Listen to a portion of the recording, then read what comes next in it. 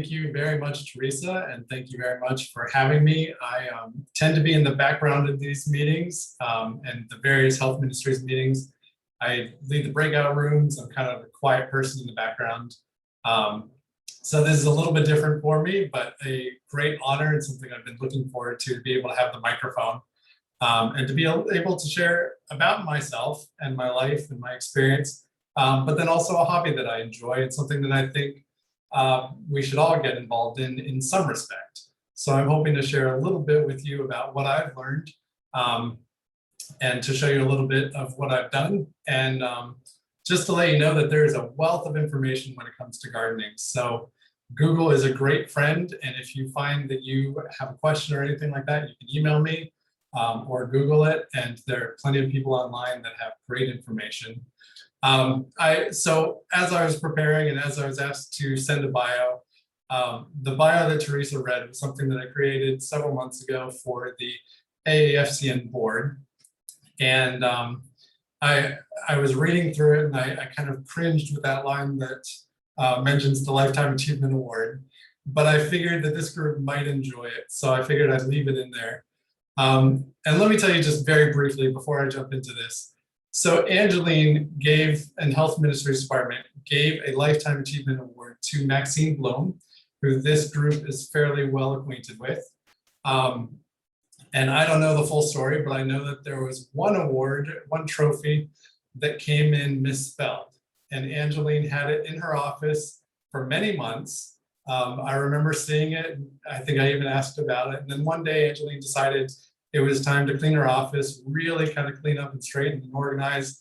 And that trophy made it into the trash. And like Teresa, I have some hoarding tendencies. And I felt like that just needed a better home. So I'll share with you, I gave it a different home. And so this is my official, unofficial Lifetime Achievement Award that I proudly keep at my desk. And wherever I go, it's going to go with me. And I'll be happy to tell what I've accomplished in rewriting my name over it. And then more so what Maxine accomplished and what good she's actually done. So that's my Lifetime Achievement Award. So thank you, Angeline, for letting me have that. But it's well deserved, Phil. I remember very proudly telling my brother about it and showing him the picture, and he and I have a similar sense of humor, and he absolutely loved it. And I do too.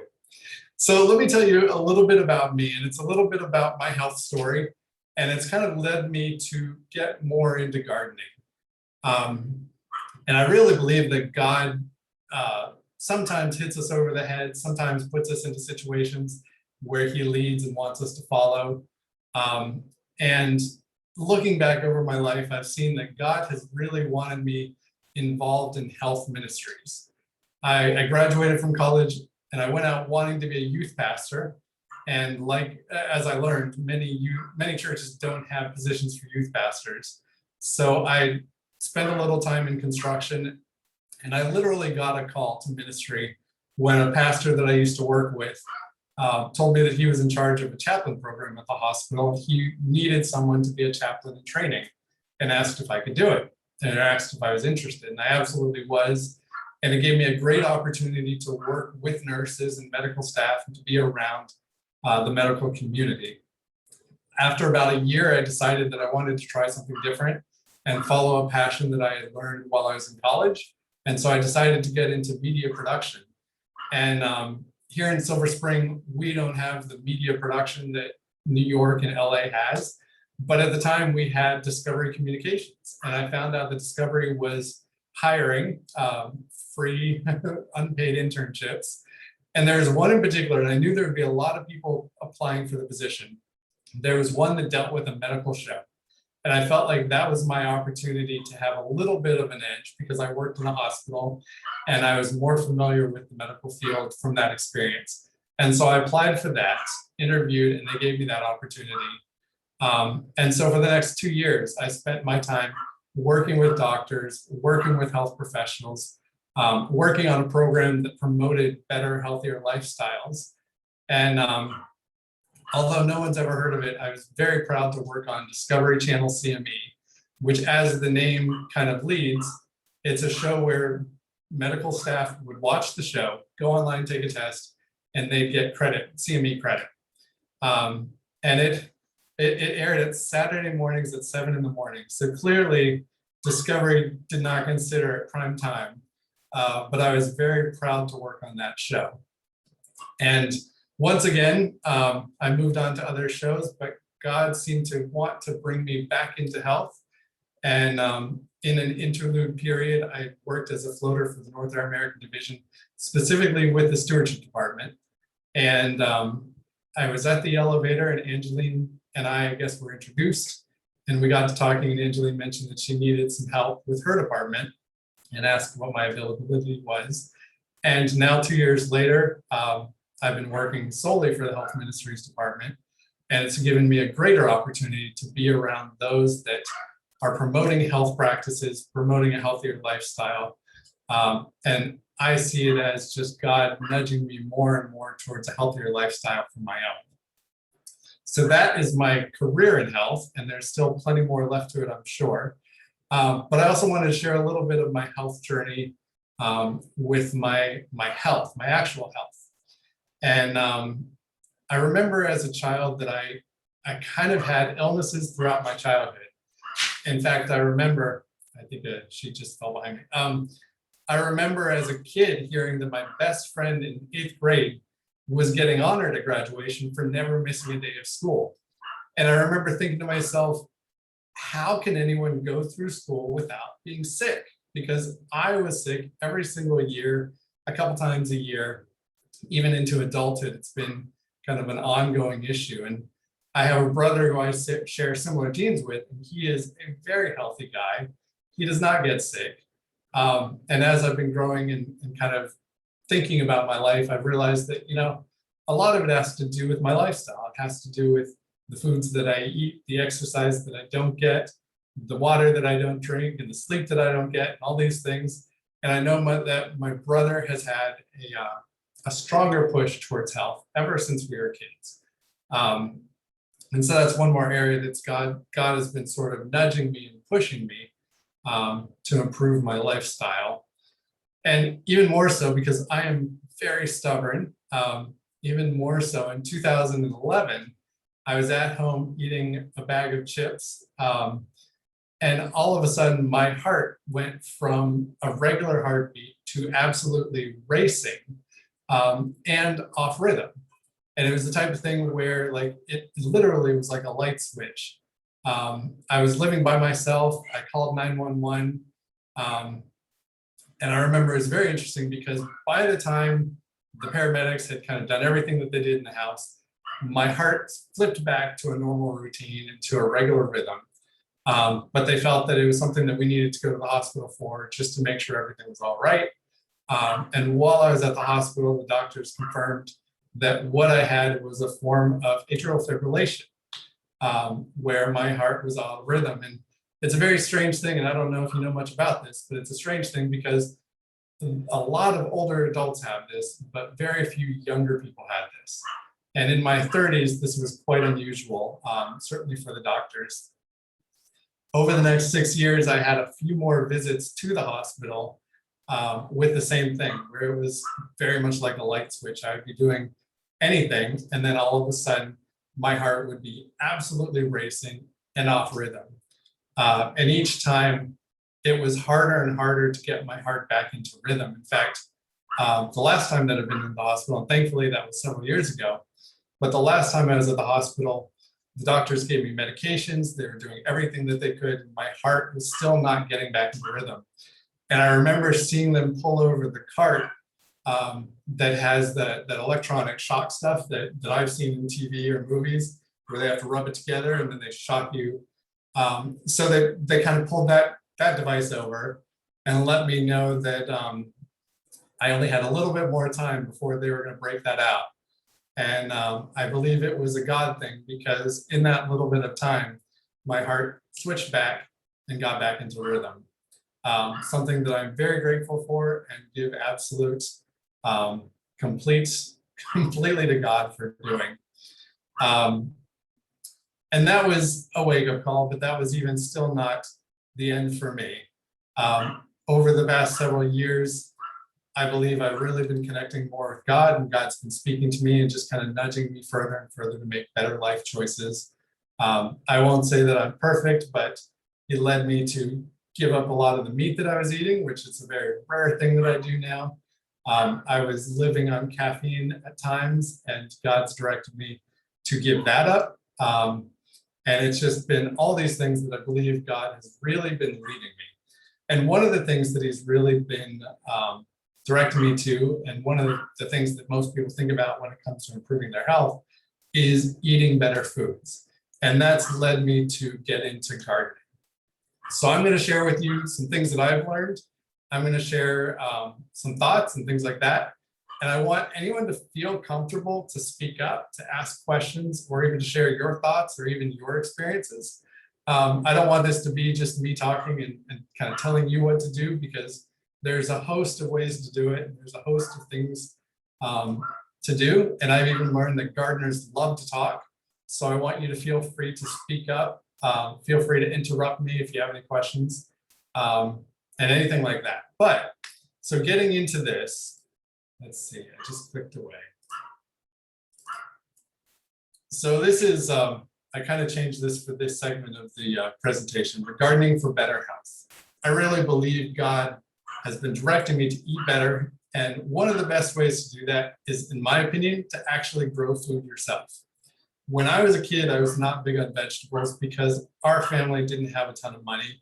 And produce, and the better your produce is, the more expensive it is. So when I was a kid, a lot of the produce that we got was, and I don't know if you remember these, they make them, but it's kind of rare to find. But a lot of our produce were these frozen bricks of broccoli and spinach and other vegetables. They were horrible tasting. The consistency was horrible. Thankfully, they've gotten a lot better with their freezing methods, and food has gotten a little bit cheaper. But that was what I knew about vegetables, and I absolutely hated it. What I've learned is that it's a lot more fun and a lot more enjoyable to eat vegetables that I've grown myself. In fact, I consider them very much like gold, whereas I hate when food goes bad in my fridge, but I absolutely hate when something I've grown goes bad in my fridge. So I make it a point to eat more and more of it. So I found that the more that I grow, the more fresh produce I eat, which is better for my health. But it can be very difficult because, where do you start? And I'm reminded, looking back through, my time in gardening and this whole process, I'm reminded of a story in Exodus. And this is where God is talking to Moses and has basically called Moses to go back to Egypt. And in Exodus 4, verse 1 and 2, we read, Moses answered, "What if they did not believe me or listen to me and say, the Lord did not appear to you?" Then the Lord said to him, "What is that in your hand?" And if you've heard this verse before, basically God is saying, Moses, I've given you what you need. You've got it right there. You just need to work with me and let me use it in order to make my point and help you out. And I've kind of looked at my life and what God has given to me. And I feel like God's almost said to me at times, I gave you a house with a yard. You need to use it, get to work. So I want to share a few photos with me. And I don't know, I know Betsy's dropped by, seen my house from the exterior. I don't know if even Angeline has seen it. But let me show you what my house looked like in 2011. And what happened was, and let me tell you, I really do believe that my house is a gift from God because it belonged to a family friend. His parents were older adults. I would stop by when I was 15 to mow the lawn and to pick up any packages that were delivered. And over the years, the parents passed away. The family friend had this house, and he didn't have anything to do with it. So I mentioned to him just offhand, I said, if you ever plan on selling this house, just give me a heads up. Like, I don't know that I can afford it, but if you would give me a heads up, I'd love it. And one day I was talking to him and he said, you know what? We're going to sell you the house. he gave me an offer that was just too good, and I consider it a very God thing. And so I really feel like God has kind of put this house and this yard in my hands and given me the ability to improve my health through what I've got. So this is, you can tell me if a good deal was worth it, but this was my house. I don't know what happened to it. Hold on. Oh, yeah. So this is my house in 2011. And I remember someone mentioning that it was a beautifully wooded lot. I think that was very kind of them to say, because what it was a beautifully overgrown lot. I've also got, let's see, I'll show you some other pictures. So these were taken when some colleagues and I went to go visit the property because they had heard about it and they wanted to see it. So we all went over and took a look. You can see me and my colleagues. You can barely see the house in the center of the photo. And if you look behind me over to the right, there was a path about the width of a person that went from the front yard to the backyard, and all the rest of it was trees and overgrown. You can see over to the left, there's a hedge that's about 10 feet tall, absolutely overgrown. And let me show you, oh, that's all that I've got. So I believe God was telling me that within my grasp was a house with plenty of property and a house that gave me plenty of exercise if I could just turn it into what I was looking for, which was more of a gardening experience. So let me show you what our house is now. And I'll show you a little bit of the work that I've done. And I can't take all the credit for it by myself. My wife has helped considerably. But this is now the house. There's still plenty of work to do, as you'll see on the left side. But you can see that there's a lot less shrubbery and a lot fewer trees that are overgrown. That side picture with side picture where we were standing, this is what it currently looks like now, where I've created space along that fence. I honestly didn't even know that fence was there when I purchased it. And so I cleared all that space and I've added some gardens along that fence and on the other side. And I will even show you, so this is my current project. And this is over to the side, and you can see what I'm currently doing is clearing this space. In the background, you can see ivy that's about 8 inches thick and shrubs, and this whole area was that. And right now you can see that I've got the straw down. All these little posts that you see are places that I've put some plants. So those are all the plants that I've grown.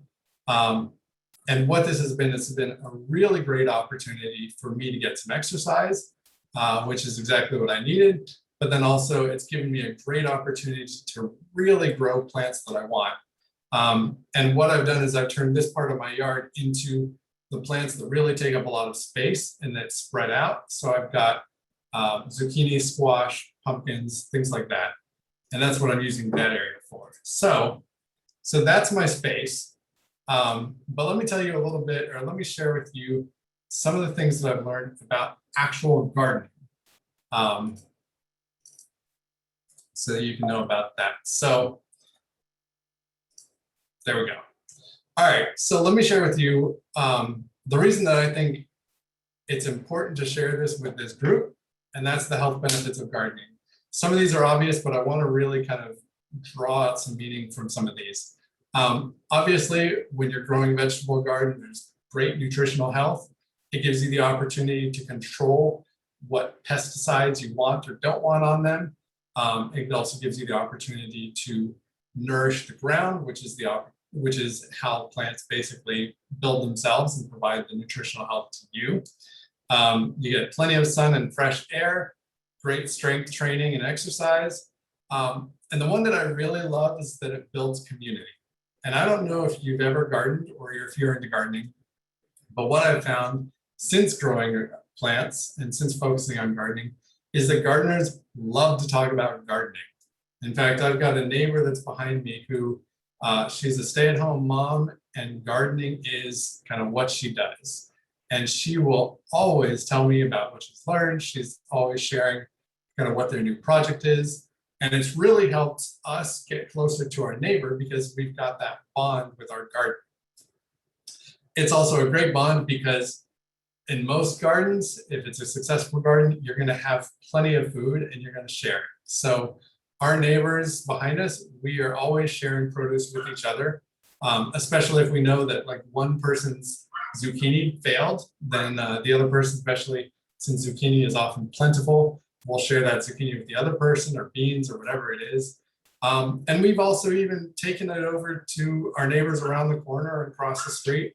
It's a great way to just say hi. It's a great way to share healthy benefits or healthy, nutritious food. And it just kind of bonds because it's kind of nice to receive something unexpected from someone. So we like to use this as an opportunity to reach out and kind of share our love and care for our neighbors through this food. I also think it would be a great, I mentioned I love like having AAFCN nurses in each church. I'd love to see all of our churches having their own community gardens or kind of growing their own food for the benefit of their communities, because it'll bring the church members together, and it will also be a great opportunity to reach out to the community. And I have to apologize, and Angelina already knows this, but we had talked about coming up with a program to help our churches do that. And the summer is just getting away from me, and I take full responsibility for that. But that's something that I hope that we can do in the future in order to help the different churches create these gardens in order to reach out to their communities and, in a sense, provide nutritious food for members and community members who may not be able to afford or have access to healthy food. And the other thing that I really appreciate is that when you're working in a garden, it really does connect me to God. And the more time you spend in nature, especially when you're up close with it, when you're gardening, you get to really experience the lessons that God has put out there to teach us about his love and his care. And it reminds me, if you're on the East Coast this year, you've experienced cicadas. And I'll just share this one life lesson that I learned. But if you know how cicadas work, they spend their time underground, they come above ground, they leave this shell wherever they are, like they kind of climb up on walls of trees, they kind of burrow their way out of a shell, leave it behind, and then they become this winged insect that goes up into the trees and mates, and that's their life cycle. And it was in doing all this gardening that I saw all of these like carapaces, all these kind of shells left behind. And the cicadas were nowhere to be found. And it just kind of reminded me of when God calls us to a changed life. He invites us and gives us the ability and asks us to leave that life behind and become a new creation. And just in these cicadas, just in my working in the garden, spending more time close to nature, that hit me. And that has been something that stuck with me for several weeks and hopefully for several years. But in my time gardening, I've learned all kinds of lessons just about God's truths. And it's the type of thing that if you're inside working behind a desk and spending all your time away from nature, you miss out on these great lessons that God's given us. So I consider that another great reason to garden. So now to the nitty gritty. And if you decide to garden, if you haven't done it already, or if you want to kind of explore something new, these are a few types of gardens. I've seen lists as many as 24, and we won't get into all those. But things that I think that are best for flowers and vegetables: container gardens, raised bed gardens, in-ground gardens, and because Kathy asked for it, I wanted to make sure that I specifically addressed herb gardens. So container gardens are exactly what it sounds like. Container gardens are gardens that are put into various containers, whether it's a window box, whether it's a pot. There are even some that are made now that it's hard to describe, but they're stackable so that you can stack them up and you have basically this column of plants that are growing all over the place. The benefits of these container gardens is that they're very mobile. You can pick them up and move them. You can place them wherever you want. They're very easy to start. You need the container. I like to put rocks at the bottom just to kind of fill it up, because a lot of containers are deep and deeper than you really need it. And then you want to put a good potting soil that'll have all the nutrition that your plants need. Because you're putting good soil into it, the soil quality is usually extremely good and exactly what plants need. It's terrific for smaller spaces. So if you live in an apartment or a condo, you have, space in a room or a balcony or a patio. You may not be able to put a larger garden, but you can put in these container gardens. Or even I've got my neighbor has raised beds and she has containers all over as well that she uses for specific vegetables. So it works for that. And it's also great for expansive plants. And I say that with mint, the herb specifically in mind, because mint will grow all over the place. And if you don't contain it, it will just absolutely take over. So it's great for that. Unfortunately, it requires more watering. It requires regular fertilizing because sometimes the water just drains through it, or you can have the opposite problem where there's poor water drainage. And so it just sits in there and your roots don't, it basically sits and rots the roots. So that's container gardens. Raised bed gardens, these are basically, if you don't know what they are, you create them, they sit above the ground, and it's all a self-contained thing. It's great if you've got back problems or knee problems because it raises up a little and you don't have to bend as much. Just like the container gardening, the soil quality is great. You're avoiding potential toxins in the soil. And that's something that in urban neighborhoods you have to worry about because of lead paint and other heavy metals. And it's also great for weed control because it's a lot easier to pull weeds. It's not as, the weed seeds aren't already in the soil. So it's a lot easier. But what I've found is that it's expensive because you've got to buy the supplies to make it. It takes time to make it. You've got to buy the soil to fill it. And it requires maintenance over time, especially if you have a wooden one where it's going to break down over time. In-ground gardens, this is actually what I prefer, and this is what I primarily do. It's very low cost to start. It's great for water retention. It's more natural. And in my opinion, it's very easy. The only problem is that if you live in an urban center, especially in older neighborhoods like I do, the soil may contain contaminants. It can take time to amend the soil and clear it of invasive plants, just like I've got in my yard. Weeds are a constant problem and it's lower to the ground, of course. So if you have any back or knee problems, it might be a little more challenging to get in there and pull the weeds and plant the plants. And then finally, and this is for everybody, but specifically Kathy, herb gardens, these smell terrific. They'll provide you with healthy flavors for your meals. Herbs typically are very well suited and grow together. And in my opinion, there are no cons. So if you want herbs, I highly recommend the herb garden. And I even came up with a few more tips. This one's for Kathy, but this is for everybody. But keep in mind that herbs prefer great drainage, low fertilization. So it can get to the point where if you fertilize, they grow too big and they don't have as much flavor. They do like lots of sun. They like to be managed. And I've got a thyme plant that started out at 4 inches in diameter. And now it's about 2 feet. So it's a better idea to cut it back from time to time. And the same, especially with rosemary, they can grow 4 feet tall and really take over if you don't put them back. And it's good to know your plants and to know kind of how they like to grow and how they kind of like to expand or not expand or anything like that. I will say that herbs are great in containers, and you can even take a window box and you can throw them all together and that'll keep them contained. The only problem though is that also limits them. So if you absolutely love basil and you want to make a lot of pesto, then putting it in a container is going to limit it and it won't do as well. Whereas putting a ton of basil plants in your garden, in your raised bed or in in the ground will provide you with a lot more. And I'll even share with you that I've found the easiest ones to grow are basil, rosemary, thyme, chives, oregano, and mint. I've had a lot of trouble with cilantro or coriander. Anyway, so I've found that these are the easiest. So if you're going to start off from scratch or brand new, I recommend trying these, getting these under your belt, and then you can kind of go on to some others. You don't have to grow everything from seeds. One thing I want to share is that Home Depot and Lowe's have all kinds of plants, all kinds of herbs, all things like that. So if you don't want to go to the hassle of planting seeds and putting them in like little starter pots, then you can always start with a plant, and that's a great way to go.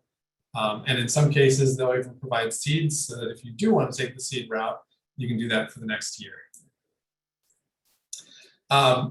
So I want to share with you my personal approach to gardening, and I know that time is going quickly, so I'm going to try and go through this a little bit quickly. But my personal approach to gardening is to make it like Disneyland.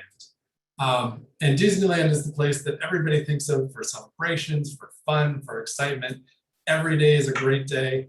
And I like to kind of keep that in mind to make it like Disneyland for all the life underground. And the life underground often gets overlooked.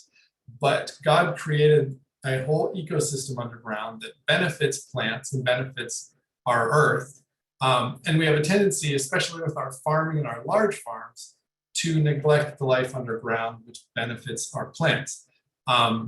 You've seen a lot of farming. The farming practice is to take acres, to plow it up as dirt. And what that does is that unearths organisms that aren't really meant to be exposed to sunlight. It kind of beats down, releases carbon, and sort of kind of kills the dirt.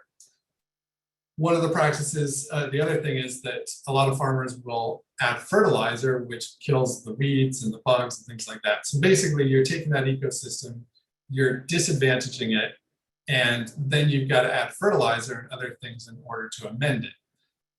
So the better thing to do is to get to the point where you're not destroying the underground growth and life. You're providing a hospitable environment for it, and that in turn is going to help out your plants. The way to do that, some people recommend not tilling up the soil and basically planting your plants in ground, very much like if you were planted in the middle of your yard. I'm kind of in the process of trying that, but I've got to work on my property first. And basically keeping the soil moist, which provides that moisture that the whole life of ground really does enjoy. I like to make it like Disneyland for local wildlife. What I mean by that is if you just plant one tomato plant, your first tomato is going to be very disappointing when a squirrel comes along and takes a bite out of it. And they have a tendency to just take one bite and leave the rest of the tomato. So I recommend planting many plants because wildlife is going to want to join your garden and take advantage of it. So if you provide extra produce, then you'll get to enjoy it and nature will get taken care of as well. I also recommend planting flowers, especially within your plants. Marigolds are terrific. Things like that will draw the pollinators even more to your garden and make it the type of place that's sort of more of a regular stop instead of just kind of the occasional flower that you might get from, a squash plant or a tomato plant. And then finally, I think you should make it like Disneyland for yourself.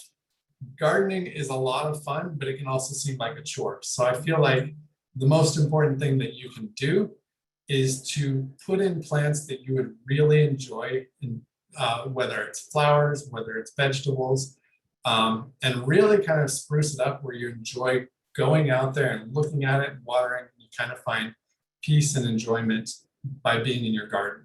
So don't feel like you've got to do certain things a certain way. Don't feel like you've got to plant certain things. Go out there and find the things and the plants and the flowers and the vegetables that you really would enjoy and make it your space that you'd enjoy. So in the back of my mind, I kind of try and aim for making my garden kind of like Disneyland. And then a few lessons that I think every gardener should know. This first one's going to drive some people crazy, but I think everybody needs to plant radishes. And in my opinion, and my first thought when I heard this is that I don't like eating radishes, and so I certainly don't want to put the effort into growing them. But here's what I've learned. Radishes are very good for other plants, especially zucchini and squash. So it's a great idea to plant them in between your zucchini and squash plants. What's even better is that radishes are so easy. You just basically take the seeds, you throw them on the ground, you water it, and you keep it watered from time to time. And in 3 weeks, you will have a radish, which is pretty amazing for any vegetable that you plant. Not only that, but radishes are very interesting. They're very colorful. They have several types. In fact, I don't know if you've seen a watermelon radish, but when you cut it open, it's red on the inside and green on the outside. It adds color and variety to any dish. The other thing is radishes, the leaves are edible. And so what I like to do, and my wife, and I'm not very big on them, but we hate the taste of radishes. So when we cook breakfast potatoes, we'll cut them up, throw them in there. And it's a great way to get the nutrition from the radishes, but not get the taste. It kind of blends in with the potatoes. And I'll even throw the greens in there as well, so that I get that nutrition as well. And you can do that with many things. There are ways to hide the radishes in a meal and get the nutrition from it, but it'll make you feel like a superstar gardener when you see how easy it is to grow. And it just comes up quickly. The other thing is, I've got show and tell over here. So radishes, once you plant a radish seed, or once you plant them or have your seeds the first time, they're very easy to get more seeds. And this is a radish plant that I left over winter. And I literally have hundreds, if not maybe 1,000 seeds from this radish. So they're very easy to grow and they're very easy to continue growing. So I recommend planting radishes. Also, gardening is a 4-season hobby. So I recommend in the colder months, plan out your garden and how you want it to be in the summer or the spring. Also find ways to amend your soil, whether it's through grass clippings, leaves, or any of your compost. And it's also a great thing to leave some of your plants over winter. So cabbage, broccoli, cauliflower, lettuces, those things love cold weather and they do really well over winter. I made the mistake of leaving some plants in the ground and I was kind of lazy and left them. And the fascinating thing was over this spring, they just took off, and I have had some amazing cabbage, some amazing lettuce, and broccoli from some plants that looked pathetic last fall, but went over winter and completely picked up and changed around. The other thing that I recommend is saving money by saving seeds. And this is where Teresa and I are very in line, because I am a seed hoarder. And I will not only, like I've got a big bundle of radish seeds, which I don't need. But I will, in eating a vegetable or fruit or something like that, and if I really enjoy it, I will save the seeds and save them for the next year. So, and this even happened last week where we were eating a tomato, which was amazing. And they're cherry tomatoes, and I told my wife, save me one because I want to save the seeds for next year. And in a lot of cases, it's just a matter of washing the seeds, drying them, putting them in an envelope or even a plastic bag, throwing them in the fridge, and then they're ready for your next growing season. So I recommend, it's a great way. You kind of need to buy seeds once, and then after that, if you do it right, you don't need to buy them again. I kind of brushed on this earlier, but be good stewards of the soil. It's a good idea to rotate crops. It's also a good idea to keep nourishing your soil and providing a healthy environment for the life that's underground. So I recommend compost. It's not only good for your soil, but it saves food clippings and strawberry tops and things like that. It saves it from going to the dump. So I recommend just having a compost pile, or in my community, they pick up leaves. And so I just, honestly, I run them over with a lawnmower. I carry the bag of leaf clippings over to my garden area. And then in the fall, I rototill it in so that over winter it's breaking down and it makes some of the best soil in the spring. Then finally, and this is something that I recommend you look up because there are so many symbiotic relationships between plants, but there are certain plants that work really well together. I mentioned the zucchini and the squash, and I mentioned The radishes, tomatoes, things go very well with marigolds because marigolds keep some pests away, but then also bring in pollinators. So know your plants and know the ones that can be planted close together and that actually should be planted close together in order to provide the best environment for them to grow. And then know how edible your plants are. Another show and tell. So most people, when they buy carrots, they buy them in the grocery store as baby carrots in a bag, a plastic bag. But a lot of people don't realize that the tops of carrots are actually very edible and very good. They're strong, so you kind of want to use them sparingly. But a lot of the plants that you grow and that we buy in the store, you really just get the one vegetable or one fruit without understanding or knowing that a lot of the rest of it is edible and contains other nutrients that are good. It's just a matter of cooking them and using them wisely. So I recommend to know that know where your plants are edible and how they're edible and make the most of that opportunity for the nutrition. And if you have any concerns that it's June 10th and that it's too late for you to get into gardening, this is about 90 seeds that I planted 10 days ago. And I took the picture yesterday. And you can see on the far left, there's some cucumbers growing, there's some squash, zucchini, and on the far right, the eggplant's not coming in well quite yet, but far right is some more butternut squash. So don't feel like it's too late. A lot of people right about now are doing second plantings so that they can have kind of a staggered produce coming in. So there's still time, and I highly recommend if you haven't done it yet, or even if you want to try another round or try something new. The only thing that I would caution you about is the tomatoes grow very slowly. So it could be potentially too late for your area for tomatoes. But in our area, we've had cold Aprils and we've had really warm falls. So I planted some tomato plants just in hopes that we might get a little bit of a longer growing season. And this is, if you remember Oprah, when Oprah gave out free cars to everybody in her audience, I can't give out free cars, but because I'm a seed hoarder, I can give you free seeds. So if you have any interest in seeds, send me an email and I'll put my email address into the chat if you don't already have it. And I will be happy to send you the seeds that I have procured, the ones that are my favorite vegetables, and I'll be happy to send them over so that you don't even need to invest in seeds in order to start gardening. And that will just kind of get you onto your path of gardening. So you get seeds and you get seeds and you get seeds. I'll point to every one of you just like Oprah did.